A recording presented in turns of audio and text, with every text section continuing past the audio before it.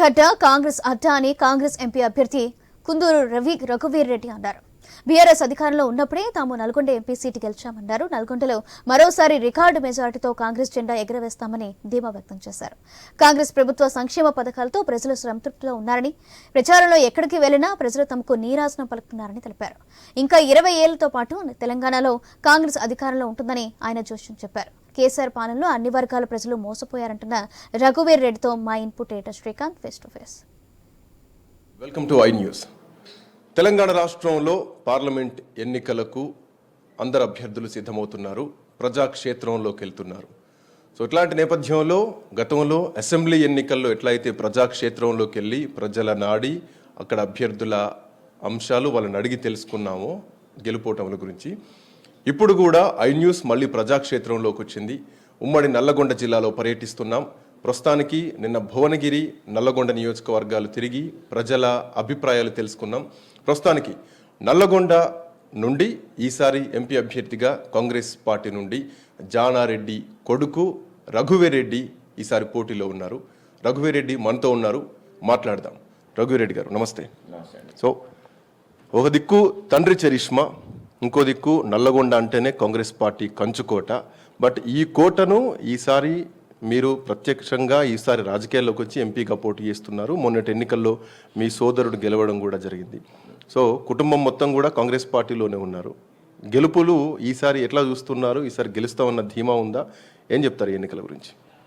ఈసారి అని కాదండి, డెఫినెట్గా ఇందాక మీరు చెప్పినట్టు నల్గొండ కాంగ్రెస్కి కంచుకోట. ముఖ్యంగా మీరు నల్గొండ పార్లమెంట్ సెగ్మెంట్ చూసుకుంటే అది ఎప్పుడు కూడా కాంగ్రెసే కైవసం చేసుకుంటుంది. అంతేకాదు మొన్న అసెంబ్లీ ఎన్నికలలో చూసినారు, కాంగ్రెస్కి ఈ కంచుకోట అని మరొకసారి నిరూపించింది. సో ఈ గెలుపు కూడా కాంగ్రెస్కి ఇది మంచి భారీ గెలుపు ఉండబోతుంది Nalgonda parliament segment. But coming to me విషయానికి వస్తే, జానారెడ్డి గారు ఏ పదవుల్లో ఉన్నా కానీ వెనకాల రఘువీర్ రెడ్డి ఉంటారు. ఆయన రాజకీయ పనులు కానీ వ్యక్తిగత పనులు కానీ ఏ సభలు ఈవెంట్లు కానీ అన్నీ కూడా రఘువీర్ రెడ్డి దగ్గర నుండి చూస్తూ ఉంటారు. అట్లాంటి రఘువీర్ రెడ్డి ఈసారి నేరుగా ప్రజల్లోకి వెళ్తున్నారు. సో ప్రజలు ఏం ఎక్స్పెక్ట్ చేయొచ్చు? అవునండి, తప్పకుండా. నేను 2004 నుంచి నాకు అంటే తప్పకుండా కదా, మనం వారికి హెల్ప్ఫుల్గా, వారికి చేదోడు వాదోడుగా ఉంటూ అన్ని రాజకీయ పరంగా మిగిలిన వారికి ఎక్కడ సహాయం కావాలనో అక్కడ చక్కబెడుతూ వచ్చా. అలా అందరితో సత్సంబంధాలు నాకు ముందు నుంచి ఉన్నాయి. కాబట్టి తప్పకుండా అందరు కూడా నాకు మంచిగా సహకరిస్తున్నారు. ఈ గెలుపు నేను ఇప్పుడు కాదు, ముందు నుంచి పోటీ చేద్దాం అనుకున్నా, మీకు తెలుసు. అది అప్పుడు కుదరని పరిస్థితుల్లో ఇప్పుడు పార్టీ నాకు ఈ అవకాశం ఇచ్చింది. అండ్ మంచి మెజార్టీతో మంచి గెలుపు సాధిస్తా. సో ఈసారి ఓ దిక్కు కాంగ్రెస్ పార్టీ కూటమి ఉంది, ఇండియా కూటమి ఉంది. మరోవైపు భారతీయ జనతా పార్టీ ఈసారి మోడీ గ్యారంటీ అంటూ సింగిల్ కార్డ్ ఎజెండాతో వస్తున్నారు. నల్లగొండ జిల్లా విషయానికి వస్తే గనక గతంలో మాజీ ఎమ్మెల్యే, ఈసారి భారతీయ జనతా పార్టీ నుంచి సైదిరెడ్డి పోటీలో ఉన్నారు. ఈయన మీకు పోటీ ఇస్తారని భావిస్తున్నారా, లేదా మెజారిటీ వైపు చూస్తున్నారా? ఇప్పుడు భారతీయ జనతా పార్టీ విషయానికి వస్తే నల్గొండలో ఇప్పుడు కాదు, ముందు నుంచి ఆ పార్టీ చాలా వీక్. మీరు ముందు అసెంబ్లీ ఎన్నికలు చూసుకున్నా, పోయినసారి పార్లమెంట్ ఎన్నికలు చూసుకోండి, వాళ్ళకు వచ్చిన ఓట్లు వేలల్లోనే. అలాగే సైదిరెడ్డి గారి అభ్యర్థిత్వం ఇప్పుడు సైదిరెడ్డి గారు పోటీ చేస్తూ ఉన్నారు. సైదిరెడ్డి గారు మొన్నే టీఆర్ఎస్ నుంచి అభ్యర్థిగా పోటీ చేసి 50,000 పైచిలకు మెజార్టీతో ఓడిపోవడం జరిగింది. కాబట్టి వారితోని ఉన్న టీఆర్ఎస్ క్యాడర్ కూడా అక్కడ హుజూర్నగర్లో ఉన్న క్యాడర్ వారితోని తక్కువ పోయింది. ఎక్కువ హుజూర్నగర్లో మేజర్ క్యాడర్ ఇప్పుడు ఉత్తమ్ కుమార్ రెడ్డి గారి సమక్షంలో భారీగా కాంగ్రెస్లోకి జాయిన్ కావడం జరిగింది. కాబట్టి వారితోని ఓట్లు ఎక్కువ చీలమని చూస్తున్నా. కాకపోతే హుజూర్నగర్లో డెఫినెట్లీ ఎప్పటికంటే కొన్ని 4-5 ఏమన్నా ఎక్కువ రావచ్చేమో. బట్ అంతకు మించి బీజేపీ పార్టీ అనేది ఇక్కడ సంస్థాగతంగా లేదు. కాబట్టి సైదిరెడ్డి గారు పోటీ చేసినా, ఇంకొకరు పోటీ చేసినా సంస్థాగతంగా పార్టీ నిర్మాణం లేదు, కార్యకర్తలు లేరు, ప్రజల్లో లేదు. ఇక్కడ భావాలు కొంచెం చైతన్యవంతులు, ముందు నుంచి కూడా కమ్యూనిస్టు భావాలు అలా ఎక్కువ ఇక్కడ. కాబట్టి బీజేపీకి ఇక్కడ ఈ నల్గొండలో ప్రస్తుత పరిస్థితుల్లో ఎటువంటి స్థానం లేదు. నల్గొండలో బీజేపీ లేదు, ఓకే, కాంగ్రెస్ పార్టీ కంచుకోట. బట్ ఇట్లాంటి కాంగ్రెస్ కంచుకోటలో గతంలో గులాబీ జెండా కూడా రెపరెపలాడింది. అట్లాంటి గులాబీ జెండా ఈ రోజు ప్రభుత్వంలో లేకపోయినా కానీ కేసీఆర్ మళ్ళీ బస్సు యాత్ర పేరు మీద వస్తున్నారు. కాంగ్రెస్ పార్టీ వచ్చినాక రైతులకు అన్యాయం జరుగుతుందని చెప్పేసి మాట్లాడుతున్నారు. త్వరలోనే నల్లగొండ, మిర్యాలగూడ మీదుగా బస్సు యాత్ర సాగబోతుంది. నాగార్జున సాగర్ కూడా వస్తున్నారు. ఏం చెప్తారు కేసీఆర్కి? అవునండి, చూడండి, ప్రతిపక్షాలు అన్న తర్వాత విమర్శించాలే ఎదుటి వాళ్ళని అన్న విధంగా ఈరోజు టీఆర్ఎస్ వైఖరి ఉన్నది. ప్రభుత్వం వచ్చి 100 రోజులైంది. మేము వచ్చిన దగ్గర నుంచి మేము ఉన్న దాంట్లో వారు చేసినటువంటి మనమే చూస్తున్నాం. రోజు సీఎం రేవంత్ రెడ్డి గారు కూడా మొదటి 45 రోజులు నేను దగ్గర నుంచి చూసిన. వారు ప్రతి డిపార్ట్మెంట్ను సమీక్ష అంటే మేము అన్నిట్లో మా 6 గ్యారెంటీల అమలు గురించి మాట్లాడుతూ ఉన్నారు. వాళ్ళు అంత అస్తవ్యస్తం చేసి పోకుంటే ఈ పాటికే ఇంత మిగిలిపోయిన ఒక్కటి కూడా అయిపోయేవి. కానీ ఇంత అస్తవ్యస్తం చేసిపోయిందంటే దాన్ని సరిచేయడానికే ఉన్నమాట ఇంకొక 2-3 నెలలు పట్టొచ్చేమో. కాబట్టి ఫస్ట్ పరిపాలన గాడిలో పెడితే తప్ప అయ్యే పరిస్థితి కాదు. అప్పుడు కేసీఆర్ గారు ఉన్నప్పుడు కూడా మీరు చూసుకుంటే అదమ్మి ఇదమ్మి ఏదో అటు నుంచి ఇటు నుంచి తీసుకొచ్చి పీస్ మిల్స్ వ్యాపారం చేసి అటు ఇటు ఏదో నడిపించిండ్రు. కానీ పరిపాలన ఇప్పుడు మొన్న ఒకసారి ఉత్తమ్ కుమార్ రెడ్డి గారితో కూర్చున్నాం. పౌర సరఫరాల శాఖ గురించి వారికి ఏదో కాల్ వచ్చింది, మాట్లాడుతూ ఉన్నారు. వారు ఇంత బిజీ ఎలక్షన్ టైంలో కూడా వాటిని సమీక్షిస్తూ ఈ పనిలో ఉన్నారు. ఏంటి ఇంత సీరియస్ కాల్ అని అడిగితే వారు చెప్తా ఉన్నారు, పౌర సరఫరాల శాఖ సమీక్ష చేసి ఒక 6 సంవత్సరాలు అయిందంట వారికి ఉన్న ఫీడ్బ్యాక్ ఫ్రమ్ అధికారులు. అలాంటిది వారు ఆ సమీక్ష చేసి దీన్ని గాడిలో పెట్టాలంటే రఘు ఎంత టైం పడుతుందో తెలియదు. ఓన్లీ ఆన్ దిస్ డిపార్ట్మెంట్ 58,000 కోట్ల అప్పు దీని మీద ఉన్నది. 3 నుంచి 4,000 కోట్లు ఇంట్రెస్ట్ కడుతున్నాం. బయట నుంచి బకాయిలు రావాల్సిన 22,000 కోట్లు ఉన్నాయి. కనీసం ఇన్నాళ్ళ నుంచి దాన్ని వాళ్ళు రాబట్టింది లేదు, సమీక్ష చేసింది లేదు, ఇది లేదు. దాన్ని అంతా బకాయిలంతా తీసుకొని వచ్చి ఈ వడ్డీ భారం ప్రభుత్వం మీద తగ్గించాలని చూస్తున్నాం అని చెప్పారు. ఇది ఒక పౌర సరఫరాల శాఖకు సంబంధించి మాత్రమే. మిగిలినది ఏది చూసుకున్నా కానీ ఇప్పుడు కాళేశ్వరం ప్రాజెక్ట్ ఉంది. కాళేశ్వరం ప్రాజెక్ట్ కట్టి కూడా ఇప్పుడు మీరు చూస్తున్నారు కదా, అది పడవ పడిపోయి ఉన్నది. దాని నుంచి ఇన్కమ్స్ లేవు. మనం ఇన్వెస్ట్ చేసినప్పుడు దాని నుంచి వచ్చిన ఇన్కమ్స్తోనే ప్రభుత్వం నడుస్తుంది తప్ప అంతకుమించి ఎవరి దగ్గర కూడా అలావుద్దీన్ అద్భుత దీపం ఉండదు. కాబట్టి ఫస్ట్ పరిపాలన గాడిలో పెట్టడమే మా ఎజెండా. కానీ ప్రతిపక్షాలు ఎట్లున్నాయంటే మేము ప్రతిపక్షం కాబట్టి మేము ఏదో బట్టగాలుస్తాం, మీది ఇస్తాం అనేది చందంగా ఉన్నది. ఇప్పుడు మీరు ఈ నల్గొండ ప్రాంతానికి వస్తే వాటర్ గురించి, నీళ్ళ గురించి మాట్లాడుతూ ఉన్నారు, సాగర్ వాటర్ గురించి మాట్లాడుతూ ఉన్నారు. ప్రభుత్వం ఉన్నదే ప్రజలకు పనిచేయడానికి. దాంట్లో కాంగ్రెస్ ప్రభుత్వం, మాది ప్రజాపాలన. నిజంగా డ్యాంలో నీళ్లుంటే గేట్ ఎత్తితే నీళ్ళు వస్తాయండి. దాంట్లో మాకేమీ ఇబ్బంది లేదు. దానివల్ల మేము ప్రజల్ని ఏమన్నా, మేము వచ్చింది ప్రజల కోసం కదా, మా పేరే తలుచుకుంటారు కదా. గేట్లు ఎత్తే నీళ్ళు వచ్చే క్రమంలో మేము ఎందుకు గేట్లు ఎత్తాం? నీళ్లు లేవు, అదొకటి పక్కన పెడితే. ఇదే ప్రభుత్వం టీఆర్ఎస్. కనీసం వాళ్ళు ఒక్కోసారి సమీక్షించుకోవాలి. మనం విమర్శిస్తున్నప్పుడు మనం ముందేమే ఉన్నాం, ప్రజలకి ఇది తెలుసు కదా అని. వాళ్ళ ప్రభుత్వం అధికారంలో ఉన్నప్పుడు కేసీఆర్ గారు ముఖ్యమంత్రిగా ఉన్నప్పుడే క్రాప్ హాలిడే ప్రకటించారు. క్రాప్ హాలిడే అర్థం ఏంటి? మనకు నీళ్లు లేవు, వద్దు మీరు పంట వేసుకోవద్దు, ముందు వర్షాభావ పరిస్థితులు ఉన్నాయి కాబట్టి, నీళ్లు లేవు కాబట్టి ముందు డ్యాంలో ఇది కుదరదు అనే కదా. కాబట్టి వాళ్ళు క్రాప్ హాలిడే ప్రకటించిన క్రమంలో ఇప్పుడు వచ్చి నీళ్ళు వదలలేదో లేకపోతే ఇంకో విమర్శ చేస్తే దానికి ఏమైనా అర్థం ఉందా?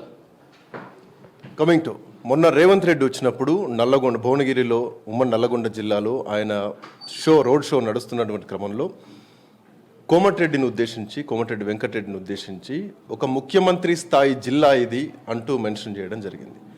కాంగ్రెస్ పార్టీ నల్లగొండ కంచుకోట. దీంట్లో మీరు అన్నట్టు ఉత్తమ్ కుమార్ రెడ్డి గారు ఇదే జిల్లాకు చెందిన వ్యక్తి, జానారెడ్డి గారు పెద్దలు చాలా గౌరవప్రదమైనటువంటి వ్యక్తి, ఆయన ఇదే జిల్లాకు చెందినటువంటి వ్యక్తి, కోమటిరెడ్డి బ్రదర్స్ ఇదే జిల్లాకు చెందినటువంటి వ్యక్తి. ఇప్పుడు ఎమ్మెల్యేలు మొత్తం కూడా మీరే, ఎక్సెప్ట్ మిరియాలు కూడా తప్పితే. కాంగ్రెస్ పార్టీకి గతం నుంచి కాంగ్రెస్ పార్టీ నల్లగొండకి ఏం చేసింది అంటే ఏం చెప్తారు? భవిష్యత్తులో యాజ్ అన్ యంగ్స్టర్ మీరున్నారు, కొత్తగా పదవిలోకి వస్తా ఉన్నటువంటి ధీమా వ్యక్తం చేస్తున్నారు. మీ దృష్టిలో ఉన్నటువంటి పాయింట్స్ ఏంటి? నల్లగొండకి ఇంకా ఇది చేయాలి అంటే ఏం చెప్తారు? మీరు ప్రముఖంగా చూసుకుంటే మనం నీటిపారుదల విషయానికి వద్దాం. నీటిపారుదల ప్రాజెక్టులలో ఈ రోజు వరకు ఎప్పుడైనా కానీ, అంటే మధ్యలో టీడీపీ ప్రభుత్వం ఉంది. టీడీపీ ప్రభుత్వం ఉన్న క్రమంలో ఈ ప్రాంతంలో జానారెడ్డి గారు చాలా అభివృద్ధి చేశారు. మిగిలిన టైం అంతా కాంగ్రెస్ అధికారంలో ఉంది. మీరు నాగార్జున సాగర్ నుంచి చూసుకుంటే ఈరోజు టీఆర్ఎస్ పూర్తి చేయని ఎస్ఎల్బీసీ వరకు కూడా కాంగ్రెస్ పార్టీయే చేసింది తప్ప 10 ఏళ్ల టీఆర్ఎస్ ప్రభుత్వం ఉంది. వాళ్ళు చేసింది ఏంటి? పోనీ చిన్నవి కొన్ని లిఫ్ట్ ఇరిగేషన్ ప్రాజెక్ట్స్ ఉన్నాయి, 3,000 ఎకరాలకి 4,000 ఎకరాలు. అవి కూడా కనీసం పూర్తి చేయలేదు. ఎందుకంటే చిన్న అంటే దాంట్లో మాకు ఏదో వాళ్ళ స్వలాభం దాంట్లో వాళ్ళకి ఎక్కువ జరగట్లేదని టేకప్ చేయలేదు తప్ప అంతకుమించి ఏం లేదు. నాగార్జున సాగర్ బై ఎలక్షన్లు వచ్చినప్పుడు మాత్రం వాళ్ళు సర్వేలు చేసుకున్నారో ఏం చేసుకున్నారో, ప్రజలలో దీని మీద వ్యతిరేకత ఉందని అప్పుడు తొందర కొన్ని ప్రాజెక్టులు ప్రకటించి వాటిలో టెండర్లు ఏదో పిలిచినట్టు చేసిండ్రు. అవి ముందుకెళ్ళలేదు. మళ్ళీ ఇప్పటికీ 2.5 సంవత్సరాలు అయింది ఎలక్షన్లు అయిపోయి. అవన్నీ కరెక్ట్గా చేస్తే 1 సంవత్సరంలో పూర్తయ్యే ప్రాజెక్టులే. అవి కూడా పూర్తి చేయని పరిస్థితి. ఈరోజు నెల్లకెళ్ళి లిఫ్ట్ని వాళ్ళు ఎలక్షన్లో వాడుకున్నారు. నెల్లకెళ్ళి లిఫ్ట్ అనేది అసలు మీరు తెలుసుకోవాలి. నెల్లకెళ్ళి లిఫ్ట్ అనేది ప్రజల్లో కూడా డిమాండ్ లేదు. కానీ జానారెడ్డి గారు ఏంటంటే అనుక్షణం నేను మ్యాక్సిమం ఎంతవరకు ప్రజలకు ఏం చేయగలను అని ఎప్పుడు ఆలోచించే మనిషి. ఆయన మదిలో పుట్టిన ఆలోచనే నెల్లకల్ లిఫ్ట్ అనే ప్రాజెక్టు. నెల్లకల్ లిఫ్ట్ అనేది గవర్నమెంట్ అధికారుల నుంచి ఇట్లా కూడా వచ్చింది కాదు, సాధ్యాసాధ్యాలని ఆయన సమీక్షింపజేసి, ఆయన సమీక్షించినప్పుడు ముఖ్యంగా అసలు ఇది నాట్ పాసిబుల్ దాంట్లో, ఎందుకంటే ఇది టైగర్ కారిడార్లో వస్తుంది. ఆయన స్వతహాగా అప్పుడు ఎంపీగా సుఖేందర్ రెడ్డి గారు ఉన్నారు. సుఖేందర్ రెడ్డి గారి కృషి ఉంది, దీన్ని ఒప్పుకోవాలి. సుఖేందర్ రెడ్డి గారు ఎంపీగా ఉన్నప్పుడు దాన్ని ఇక్కడ చేసి ఫారెస్ట్ క్లియరెన్స్ చేసి దాన్ని అక్కడ ఎన్జీటీకి పంపించి ఎన్జీటీలో క్లియరెన్స్ చేసి ఎన్జీటీలో అప్పుడు ఢిల్లీలో సుఖేందర్ రెడ్డి గారు దాన్ని ఫాలో అప్ చేశారు. అట్లా జానారెడ్డి గారు ప్రతి క్షణం దాన్ని ఫాలో అప్ చేసి ఫైనల్ సంతకం ఢిల్లీకి పోయే ముందు గవర్నర్ పరిపాలన ఉన్నప్పుడు నరసింహన్ గారితో మాట్లాడి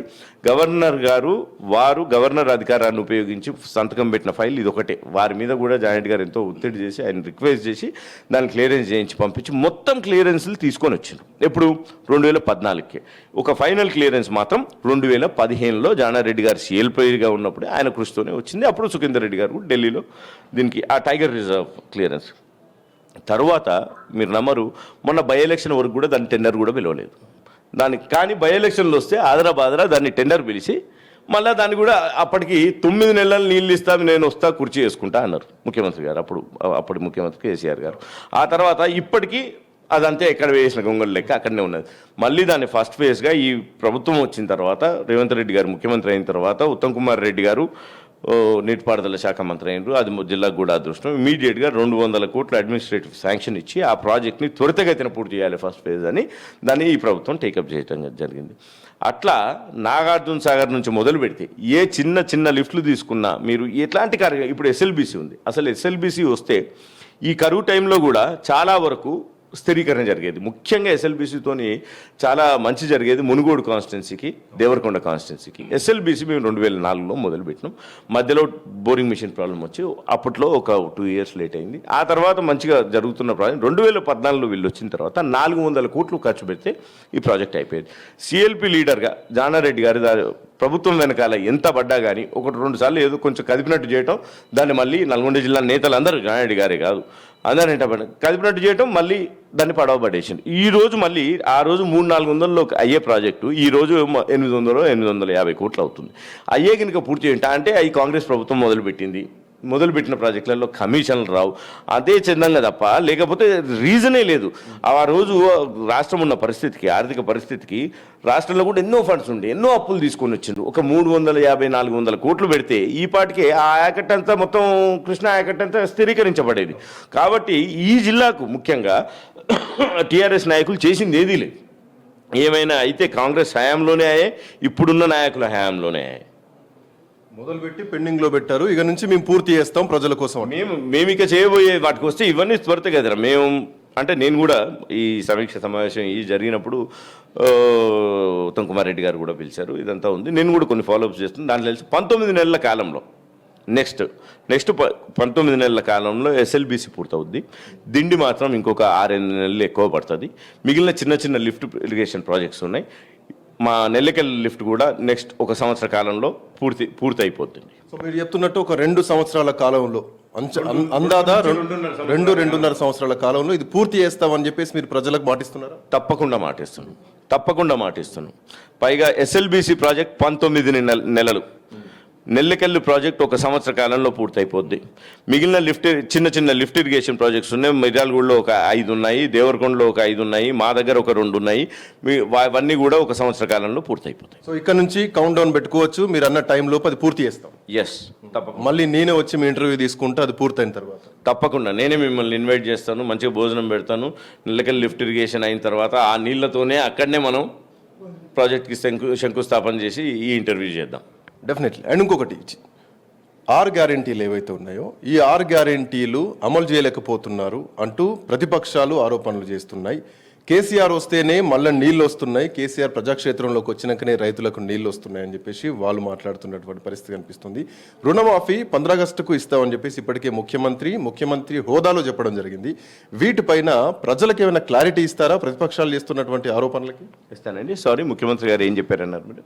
15 ఆగస్టు వరకు రుణమాఫీ చేస్తాం. అవునండి, 15 ఆగస్టు వరకు రుణమాఫీ చేయడానికి వారు అన్ని విధాలా కృషి చేసి దానికి సంబంధించిన అన్ని విషయాలు పూర్తి చేస్తున్నారు. అదొకటి. ఇంకొకటి, 6 గ్యారెంటీల స్కీమ్ మీద మేము కరెక్టే 100 రోజుల్లో అమలు చేస్తామన్న మాట నిజం. 100 రోజుల్లో మేము ప్లాన్ చేసుకున్న మాట నిజం. కానీ ఒకసారి ముందు మీరు ఈ ప్రభుత్వంలో చూసుకుంటే కనీసం ఆర్టీఐలో అప్లికేషన్లు పెడితే కూడా ఏదైనా మనకి ఇన్ఫర్మేషన్ రాని పరిస్థితి. ఆర్థిక పరిస్థితి ఎట్లా ఉంది స్టేట్ని తెలుసుకుంటే ఒక్క సగం జీవోలు కనీసం మీకు అవైలబుల్ కూడా ఉండవు. 6,000 పైచిలకు జీవోలు మీకు ఇన్ఫర్మేషన్ కోసం కూడా పెట్టలేదు. అన్నీ ఆన్లైన్ పెట్టలేదు. ఈ విషయాలన్నీ మీకు తెలుసు. ఆర్థిక పరిస్థితిని సమీక్షిద్దామంటే కనీసం ఆఫీసర్లు ప్రతిపక్ష నాయకులకు ఫోన్లు కూడా ఎత్తేవాళ్ళు కాదు, సెక్రటేరియట్లోకే రానియలేదు. అలాంటి పరిస్థితి ఉన్న రాష్ట్రంలో మేము వచ్చిన తర్వాత మీకు అదే ఇందాక చెప్పింది, సమీక్షలు చేయటం మొదలు పెడితే వీళ్ళు చెడగొట్టారని తెలుసు, కానీ ఇంత చెడగొట్టినని తెలిసే వరకు కూడా మాకు 45 రోజులు పట్టింది. సో పరిపాలనని గాడిలో పెడితే తప్ప ఇదంతా ఇందాక నేను చెప్పినట్టు అలావుద్దీన్ అద్భుత దీపం కాదు కదా. ప్రభుత్వంలో అన్ని సక్రమంగా అయ్యేటట్టు చూస్తూ ప్రభుత్వం నుంచి ఈ పథకాలన్నీ ప్రజలకు అందేటట్టు చేయటమే ప్రభుత్వం యొక్క లక్ష్యం. సో ఆ లక్ష్యం దిశగా మేము కృషి చేస్తున్నాం. వీళ్ళు చేసిన పొరపాట్ల వల్ల ఇప్పటి వరకు కూడా ఇంత లేట్ అయింది. 100 రోజులు కాస్త ఇంకా దాని తర్వాత 45 రోజులు అయిపోయింది. కోడ్ వచ్చేసింది. ఇప్పుడు జూన్ 4 తర్వాత కౌంటింగ్ అయిపోయిన తర్వాత ఒకసారి కోడ్ ముగిసిన తర్వాత డెఫినెట్లీ జూలై ఆగస్ట్ కల్లా మేము అన్న ప్రతి అంశం కూడా పూర్తి చేస్తాం. గెలుస్తాం అన్నటువంటి ధీమా మాత్రమే ఉందా, లేదంటే భారీ మెజార్టీ ఏమన్నా ఆలోచన ఉందా? చూడండి, డెఫినెట్లీ పోటీ చేసేవాళ్ళు వారికి ఎవరైనా కానీ ఎంత మెజారిటీ వస్తే అంత మంచిదన్నట్టు చూస్తారు. పైగా అదొక బాధ్యత కూడా పెంచుతుంది. నల్గొండలో పార్టీ గట్టిగా ఉంది. అందరూ కూడా ఒక మాట దామోదర్ రెడ్డి గారు మొన్న సూర్యాపేట సభలో మాట్లాడుతూ, రఘు ఈ పరిస్థితుల్లో పోటీ చేసే ఇది రావటం రఘు అదృష్టం అన్నారు. నిజంగానే అదృష్టంగా భావిస్తున్నా.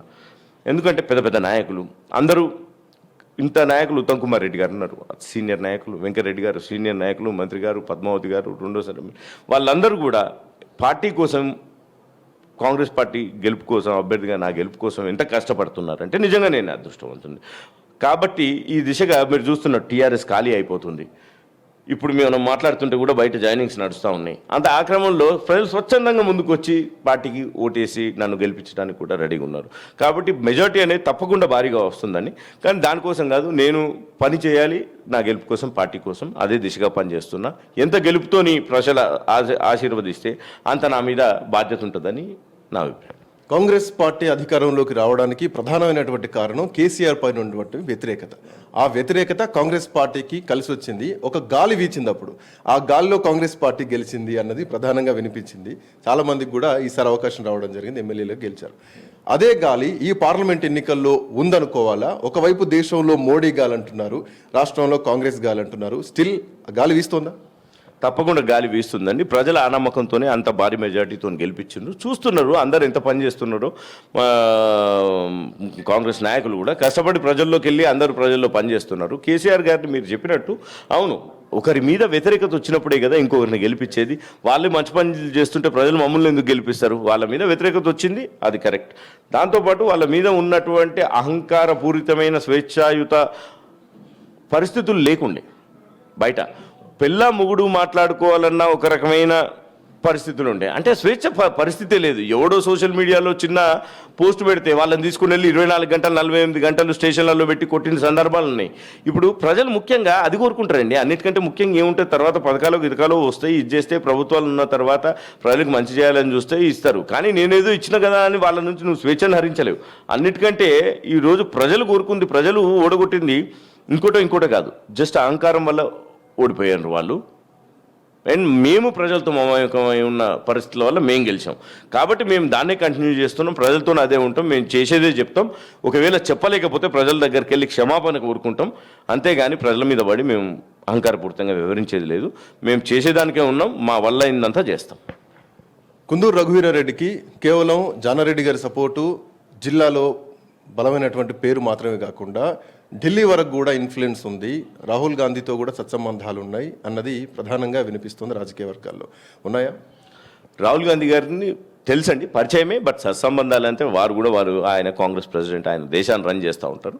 కాబట్టి నాకు తెలిసి ఆ సంబంధాలు ఇంకా మెరుగుపడతాయి ఇప్పుడు ఎంపీ అయిన తర్వాత. కానీ కాంగ్రెస్లో ఉన్న మిగిలిన ముఖ్య నాయకులు అందరితో కూడా నాకు సత్సంబంధాలు. కాంగ్రెస్ పార్టీలోనే ఉన్నాం కదా, నాకు ఊహ తెలిసి రాజకీయాలు చూస్తున్నప్పటి నుంచి కాంగ్రెస్ పార్టీలోనే ఉన్నా. పైగా జానారెడ్డి గారికి నేను చేదోడు వాదాడుగా వారికి ఉన్నాను కాబట్టి పార్టీలో డెఫినెట్గా మంచి సంబంధాలు ఉన్నాయి. అందరితోని ఇక్కడ నుంచి ఢిల్లీ వరకు చాలా మంచి సంబంధాలు ఉన్నాయి. ఒకవైపు భారతీయ జనతా పార్టీ ఈసారి ఖచ్చితంగా 400 సీట్లు సాధిస్తామంటున్నారు. వాళ్ళు ఈసారి సౌత్ ఇండియా పైన కూడా దృష్టి పెట్టారు. తెలంగాణలో ఈసారి 2 అంకెల సీట్లు ఖచ్చితంగా సాధిస్తాం, 12 నుంచి 14 సీట్లు సాధిస్తామని చెప్పేసి భారతీయ జనతా పార్టీ నాయకులు చెప్తున్నారు. ఈ అంశాన్ని ఎట్లా చూస్తారు కాంగ్రెస్ పార్టీ? ఇదే విషయాన్ని మనం ఎలక్షన్లు అయిపోయిన తర్వాత కూడా ఒకసారి మళ్ళీ మనం మాట్లాడుకుందాం. మొత్తం సౌత్ ఇండియాలో కలిపి వాళ్ళు డబుల్ డిజిట్ స్థానాలు వస్తాయి. 30కి మించి స్థానాలు సౌత్ ఇండియాలో రావు వాళ్ళకు. ఈ రోజు ఉన్న పరిస్థితి అది. అంటే నేను ఇది ఊరికే మాట్లాడట్లేదు, నేను కూడా అందరితో మాట్లాడడం. మీరు చెప్పినట్టు నేషనల్ మీడియా వాళ్ళతో సర్వేలు చేసే వాళ్ళు ఉన్నారు, పెద్ద పెద్ద సంస్థలు ఉన్నాయి, వ్యక్తులు ఉన్నారు. వాళ్ళందరితో కూడా కంటిన్యూస్గా అప్పుడు ఇప్పుడు ఎలాంటి పరిస్థితులు నడుస్తున్నాయని మాట్లాడుతూ ఉంటాం కదా. సౌత్ ఇండియా మొత్తంలో వాళ్ళు సాధించే స్థానాలు 30 దాటవు. ఈరోజు ఉన్న పరిస్థితి అది. తెలంగాణలో కాంగ్రెస్ పార్టీ ఎన్ని సీట్లు గెలుస్తుంది, బీజేపీకి ఎన్ని వస్తాయి, బీఆర్ఎస్ పార్టీకి ఎన్ని వస్తాయి, ఏ స్థానాల్లో ఉంటారంటే ఏం చెప్తారు? అంటే ఏ స్థానాలు నేను చెప్పడం ఇప్పుడు మంచిది కాదండి. కానీ కాంగ్రెస్ తప్పకుండా 12 నుంచి 14 స్థానాలు సాధిస్తుందని నమ్మకం ఉంది. 12 స్థానాలు ఖచ్చితంగా సాధిస్తుంది. 2 స్థానాల్లో కూడా మాకు గెలుపు ధీమా చాలా గట్టిగా ఉంది. అవి కూడా ఈరోజు ప్రజల్లో ఉన్న మాకు పాజిటివ్ అట్మాస్ఫియర్ దృష్ట్యా తప్పకుండా ఆ 2 స్థానాలు కూడా మేము గెలుస్తాం. 14 స్థానాలు తప్పకుండా గెలుస్తామండి. Right, thank you so much Raghuveer Reddy garu, and all the best. Thank you. So మొత్తానికి ఈసారి నల్లగొండ జిల్లాలో గత చరిత్ర ఏదైతే ఉందో, కాంగ్రెస్ పార్టీ కంచుకోట అన్న చరిత్ర ఏదైతే ఉందో, ఈసారి కూడా అది కంటిన్యూ చేస్తాం. అసెంబ్లీ ఎన్నికల్లో ఎట్లాంటి రిజల్ట్ అయితే ఇచ్చామో, ఖచ్చితంగా ఈసారి పార్లమెంట్ ఎన్నికల్లో నల్లగొండ 2 స్థానాలే కాదు, తెలంగాణ మొత్తంలో దరిదాపు 12 నుంచి 14 స్థానాలు ఖచ్చితంగా గెలుస్తామంటూ కుందూరు జానారెడ్డి కొడుకు కుందూరు రఘువీర్ రెడ్డి నల్లగొండ పార్లమెంట్ అభ్యర్థి వ్యక్తం చేస్తున్నటువంటి ధీమా. కెమెరామెన్ ప్రేమ్ సాగర్తో శ్రీకాంత్, ఐ న్యూస్, నాగార్జున సాగర్, నల్లగొండ జిల్లా నుంచి.